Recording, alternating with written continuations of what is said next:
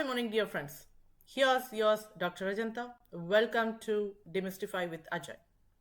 Today we are in tutorial 14 on data science and machine learning series. This session is all about the extended version of functions, Lambda functions.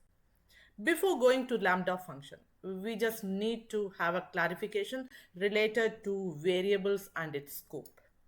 See, variables are only available in the area where they are defined. This area is called the scope of the variable. Depending on how and where a variable is defined, it may or may not be accessed in certain parts of your code. And here the variable is a mapping between a name and the object at a certain location in the computer's memory. See here, dear friends, for an example, let me just have x is equal to 5. So, x is the variable name and value 5 is stored in the memory. So, Python keeps tracks of mapping between the name, x and the location of the value using namespace. Namespace can be thought of as dictionaries with the name as the key of the dictionary and location in memory as the value. Note that when a variable is assigned to the value of another variable, this just means they are pointing on to the same value, not that their equality will be maintained when one of the variable is updated. Here is an example. See, when on just making the x is equal to 5, so we are assigning a value 5 to the value variable x, and then again the x variable that is assigned to the variable y. And here we are going to have an updation of the variable x. And let me just see what would be the output of the x before updation and after updation and the value of y.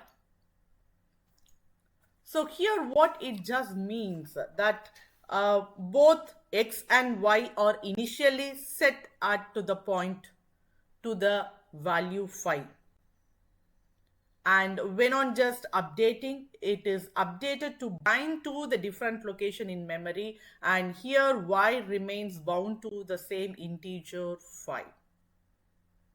Okay, let me just know related to the inside and outside related on a function. See here, dear friends, when you define a variable at the start of the script, it will be a global variable accessible from anywhere in the script. So here, this includes within the functions themselves. So here we are making a variable x that is assigned as 5, and when on just making it assigned outside the function, and kindly just have a note of it, when on just executing, yeah, we are just getting that value. And if you define a variable within a function, it is only accessible within that function. And see, here you are assigning y is equal to 5, and here it just returns 2, and see, this returning value would be 2 when on executing, but what about the 5? It just know only about the 5 when on calling the function. And yeah, here it just reminds y is equal to 5, but not this one, because y is equal to 5. We have just given a value accessed previously here in the cell 1. Okay. So let me just see with another example. See here, dear friends, if you define a variable within a function that has already been defined globally, the value will change depending on where the variable is accessed. Let me just see in this example. So here x is defined globally as 3, and however it is defined within the function as 5. And when accessed within the function, you can see it just takes the value 5. Yeah, when on just calling here. And even though if you just call this function globally, what would be the value? It's 3. So it is accessed outside the function, so it just takes the global variable 3. So this means you need to take care when updating global variable. Let me just see one more example. So here we are just giving a score is equal to 0, that is globally, and making here towards the function within the score, that is new score. Okay, so within the function, the score variable is indeed update to equal to 100. And see what on, just to see on execution. So here it just prints the score which is inside the function, it just gives us 100, but when on just calling outside we just get it 0. So however, this variable is only local to the function, and outside the function the global score variable is still equal to 0. Now let me just get around what within this global keyword. See here, dear friends, the global keyword simply tells Python to use the existing globally defined variable, where the default variable within will be defined it locally. So see here, the same example here, we have used it, but using a global keyword.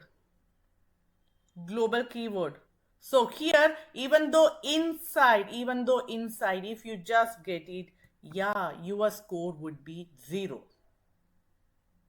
And if you update the score to 100, here you just get the score as 100. This is the main functionality related to the global keyword.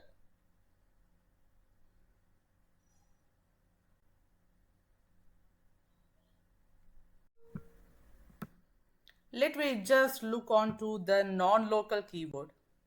See here, dear friends, the non-local keyword behaves in a similar way to the global keyword, in that it does not define the variable locally and instead picks up the existing variable definition.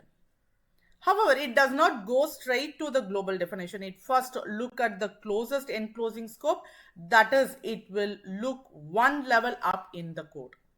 So see here, this is the example. So here it is the one x, here we are just defined as 4, and when on just defining the function, see we are just having a nested definition. One, we are just having it as like local, and here we have provided a non-local variable. And when on executing, what would be the value? Guess it. So here it is the one, kindly just have a look of it, it's 3. The inner function takes the variable definitions x from my function and not the global keywords x. If you instead write global x, then the integer 4 will be printed, okay? Fine. So next let me just move on to the lambda function. Dear friends, lambda functions are small anonymous functions that can be defined in a small one-line syntax. And here it is the exact syntax, lambda arguments, and here we are just going to give the expression. Let me just take a function that returns the sum of two values. So here we are just going to have it, that is with a variable x and y, we are just going to add up. So the returning value would be the sum of two values, that is x and y. And when we just add up here, yeah, by providing two values as x is equal to 2 and y is equal to 5, we just get the summation of this function as 7. So this function can equivalently be written using lambda function syntax. Kindly just have a look of it. This is what the exact add up function, which you are just naming it as the function value, okay? And here the lambda, and what would be the argument? Yeah, two argument, you are just passing x and y, and the expression here it is x plus y. On returning up the x plus y, you just get it, and here without writing the function, that is defining the function, it is very short, which is equivalent to us like a functional call.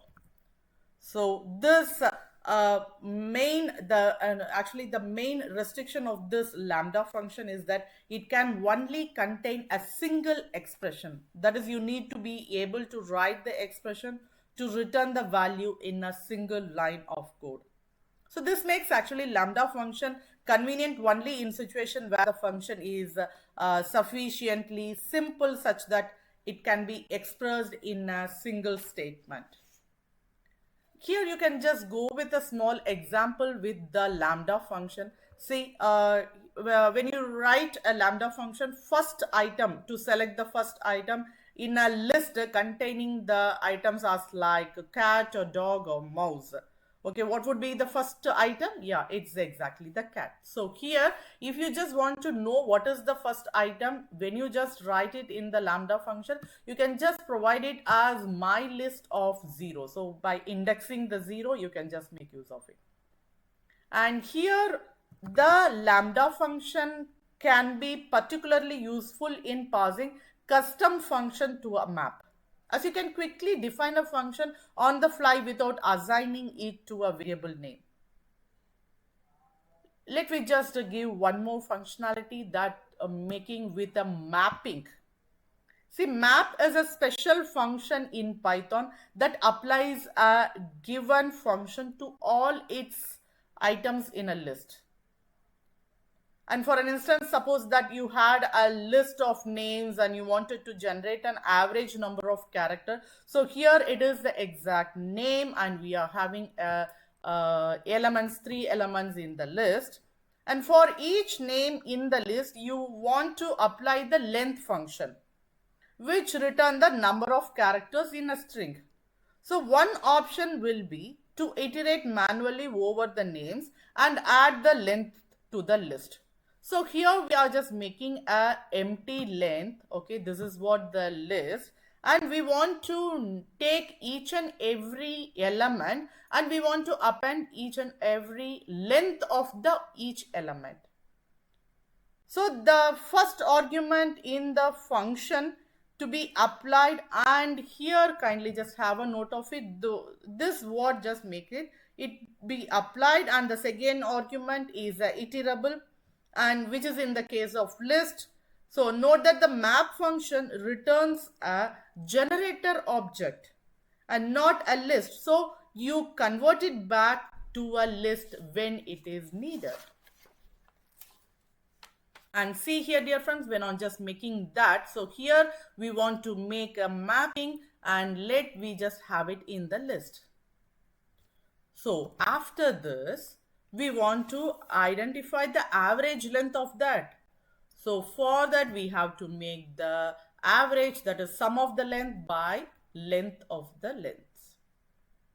And instead, so here when we just make use of mapping, let me just have an expression like even though you can just make use of a logistic transformation by providing and importing a mathematical model, and here I have just provided the number. And see, when you want to identify the summation and if you want to make a logarithmic function, so here you can just even provide the exponential. And very simple example where you can just map the list of the value using logistic transformation.